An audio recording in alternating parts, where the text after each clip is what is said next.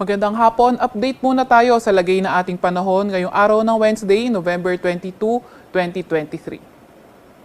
Sa kasalukuyan nga ay itong shear line. Yung shear line, yung salubungan ng hangin from northeast o amihan at pati na rin yung hangin galing sa east natin, ito yung tinatawag nating shear line. So itong shear line nakakaapekto sa may silangang bahagi ng Southern Luzon at itong amihan o northeast monsoon nakakaapekto naman sa nalalabing bahagi ng Luzon area. At inaasahan nga natin itong shear line magdadala ng maulap na papawirin, may mga kalat-kalat na pag-ulan, pagkidlat at pagkulog dito sa area sa may Bicol region, pati na rin dito sa may Quezon, sa may Oriental Mindoro, Marinduque, sa may Romblon, sa may Aklan, sa may Capiz, Biliran, Northern Samar, Eastern Samar at Samar. Kaya yung ating mga kababayan na nakatira sa mga nabanggit na area, lalo na yung mga inuulan ng mga nakaraang araw pa ay pinag-iingat natin sa mga banta ng pagbaha at pagguho ng lupa, lalo na kapag katamtaman hanggang sa paminsan-minsan malalakas yung mga pag-ulan sa areas na yan.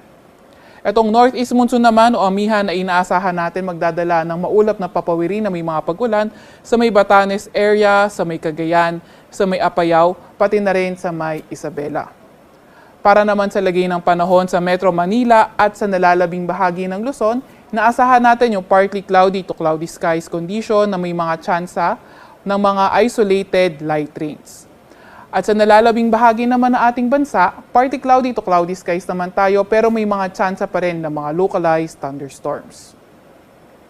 Para naman sa lagay ng panahon bukas, inaasahan nga natin na dito na lang sa area sa may Kalayaan Islands yung magiging maulan na may mga kasamang thunderstorm. Dito naman sa area sa may bandang Cagayan Valley, pati na rin yung Aurora at Quezon, maulap na papawirin na may mga pag-ulan yung dadalhin naman na ating amihan o northeast monsoon. Dito naman sa nalalabing bahagi ng Mimaropa at sa may Bicol region, partly cloudy to cloudy skies na may mga kasamang thunderstorms yung ating aasahan.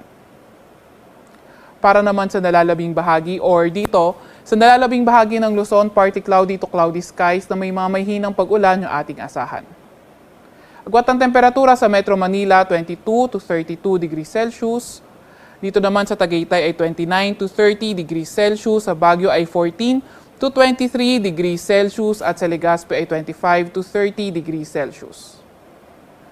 Para naman sa may Visayas at Mindanao area for tomorrow, asahan naman natin magpapatuloy partly cloudy to cloudy skies condition na may mga tsansa ng mga localized thunderstorms. Agwat ang temperatura sa Metro Cebu, Tacloban at Cagayan de Oro maglalaro mula 25 to 31 degrees Celsius. Sa may Davao naman ay 26 to 33 degrees Celsius, 25 to 33 sa may Zamboanga at sa may Iloilo ay 27 to 30 degrees Celsius. Sa kasalukuyan, wala na ulit tayong gale warning, tinerminate natin siya as of today at inaasahan na nga lang natin yung katamtaman hanggang sa maalong karagatan sa may Luzon area kaya ingat pa rin sa papalaot sa areas na yan.